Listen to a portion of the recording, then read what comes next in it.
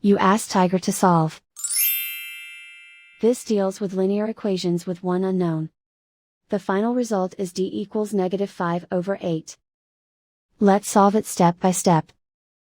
Group all constants on the right side of the equation. Add 5 to both sides. Simplify the arithmetic.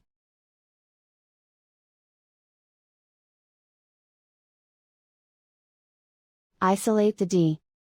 Divide both sides by -8. Cancel out the negatives. Simplify the fraction. Move the negative sign from the denominator to the numerator. And so the final result is d equals -5/8.